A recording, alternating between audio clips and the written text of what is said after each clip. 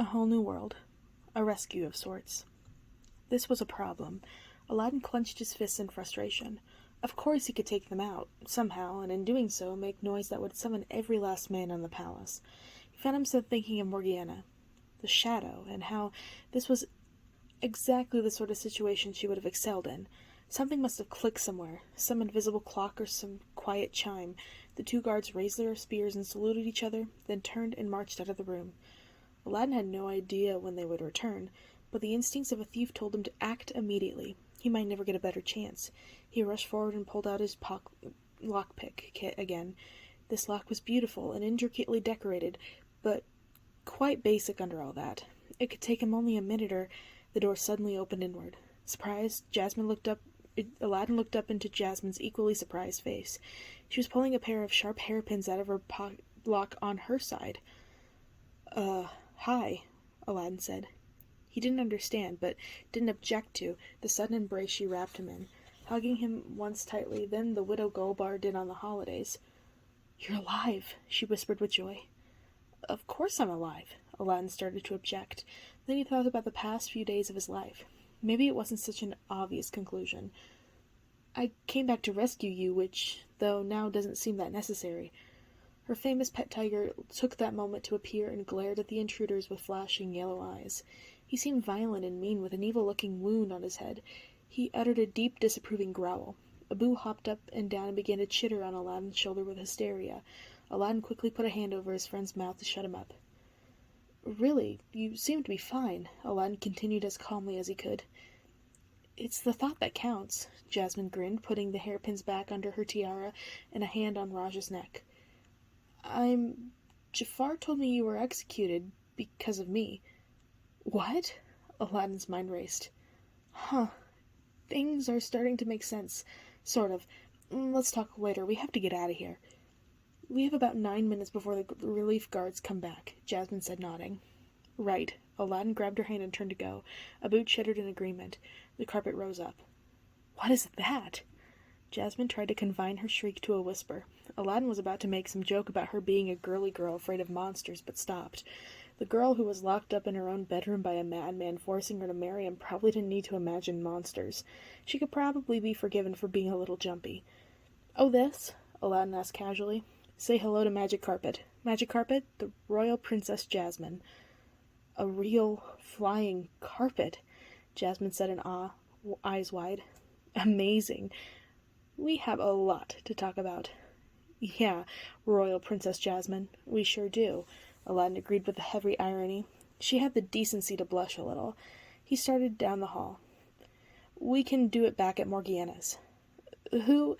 Never mind. But first, we have to rescue the genie.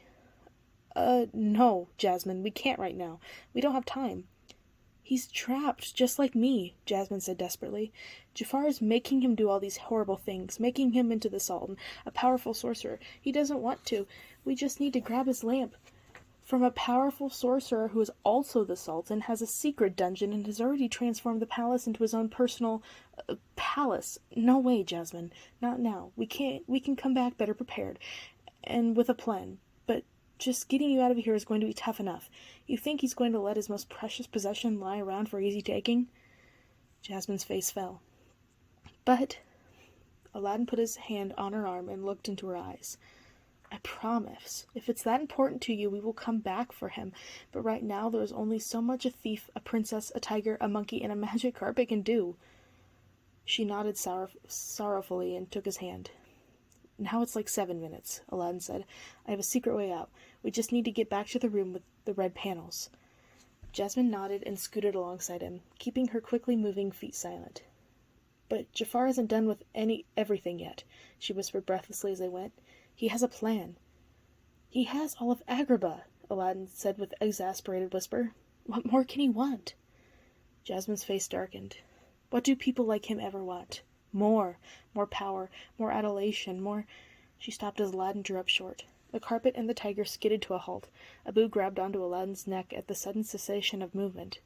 Standing in the room with the brazier, looked as surprised as they did, was Razoul. Run, Aladdin suggested weakly. Guards, to me, in the room of scintillating brazier, Razoul roared. Room of the scintillating brazier, Aladdin muttered in disgust as they took off down the hall. The heavy stomp of the feet seemed to come from every direction. If they had been outside on the streets of Agrabah, Aladdin would have known where they were safe, what roads were too crooked to be seen on, where they were easy escapes. Now he was just leading them blindly. "Can we get outside?" he asked Jasmine in a gasp. "Up ahead," she said between breaths. "There's a columned loggia that leads to the courtyard of the rose-scented footstools." Aladdin looked at her. "Just kidding," she said with a quick smile. "They don't really smell." The tiger bounded up ahead as if he knew the plan. The carpet stayed behind them as if he was guarding the rear. Aladdin wasn't sure what a loggia was, but ahead there was a hall dotted with columns that opened up to a large courtyard with no ceiling overhead. There were lemon trees, sweet-scented myrtle, and pots of roses. More columns, ornamental and abstract, decorated the interior of the courtyard along with statues depicting ancient river gods. They were indeed footstools, carved into the shape of roses. There were also about a dozen guards waiting for Aladdin and Jasmine. "Halt!" Aladdin fell back as the pair in front leapt at them. One meaty guard got his hands around Aladdin's waist and brought him down. Jasmine managed to leap out of the way of the other one. The tiger roared and raised his paw, ready to tear the guard's belly out. "No, Rajah!" Jasmine cried. "It's not his fault. It's Jafar's orders." "Now she gets all the protect the people-y. Couldn't she wait like 10 more minutes?" Aladdin wondered out aloud as she tried to shimmy out of the guard's grasp. When that failed, he curled himself into a ball, aimed his toes at the man's privates.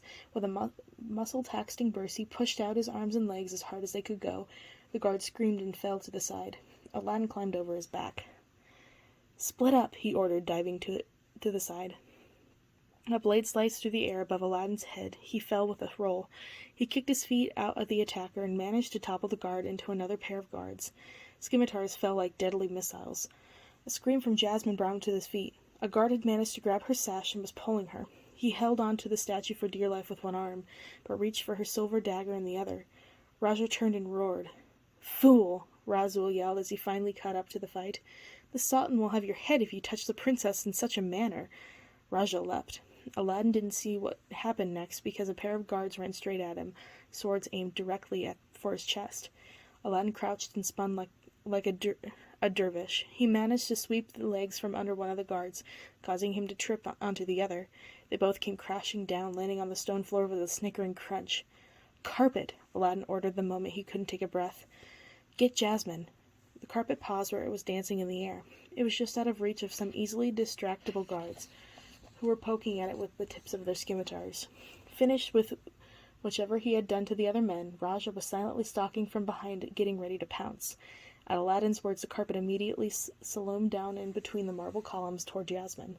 The guards turned to chase it and came face to face with the tiger. Before he could turn to do anything else, Aladdin was grabbed violently from behind by a pair of familiar, professional, and very adept hands, Razoul's.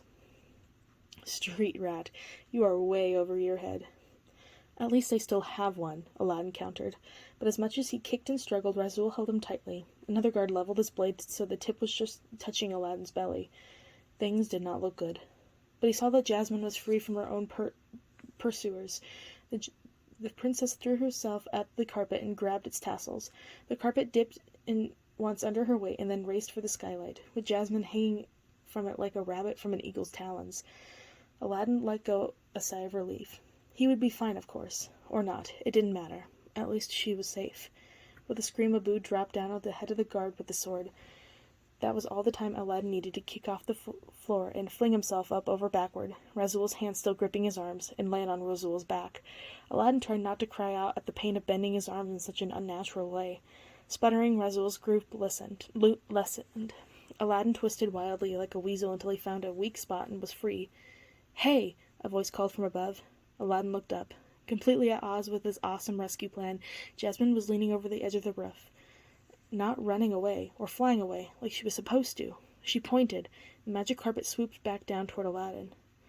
"Are all princesses so disobedient?" he shouted with a grin and went up to leap aboard. With an angry howl, Razoul threw himself at Aladdin, sword drawn. The tip of it caught Aladdin in the side and ripped through its flesh. Aladdin staggered under the pain of the blow. Blood coursed down his body. Jasmine gasped. He sucked in his breath and forced himself to stay upright. The carpet was close enough to step on, but Razoul's next blow was aimed at Aladdin. Despite trying to scoot out of the way, the magic carpet didn't quite make it. Razoul's sword sliced off a corner, ripping away some of its tassels. The carpet gave a terrible shudder, then drifted away lopsidedly, trying to recover. Raja growled. Aladdin cursed. "I don't want to kill you, street rat," Razoul said, his sword raised. "It sure looks like it, Razoul," Aladdin shot back. "If the princess disappears, it will mean my head, as well as those of my men." Out of the corner of his eye, Aladdin saw the carpet slowly drifting back and forth past a very interesting row of statues and columns that looked almost lined up from an angle. An idea began to take shape. "If the princess doesn't disappear, she will be forced to marry a man you know is a monster. Even worse than you," Aladdin cried, ducking around him. Razoul spun faster than a man his size should have been able to and sliced his sword at Aladdin's back. Aladdin ducked and avoided it. With a leap like a frog, he put his hands on the head of the first statue and propelled himself up to the second. Without pausing, he executed a flip into the third. Too late. Razoul realized his plan and ran to stop him. On the last, highest decorative column, Aladdin leapt with all of his remaining strength. The column rocked under the force of his push. His hands came down on the roof, grasping at clay tiles that crumbed beneath his fingers. Jasmine grabbed him by the arms and helped haul him up. Below him in the courtyard, the column rocked too far and began to fall. Aladdin watched in horror as Razoul spun and looked up, confused about what was happening. "Carpet, get Razoul!" Aladdin screamed. "Knock him out of the way!" The carpet, slow and confused, moved to the captain of the guards. It didn't so much knock into Razoul as tangled around his ankles. Abu managed to scurry up the column's side and leap out just before it crashed on the courtyard floor. Razoul was not so lucky. The large man turned and looked up and screamed, and there was a terrible, terrible crunch. Aladdin turned his head, but not before he saw Razoul's one free arm lift weakly and then fall to the ground.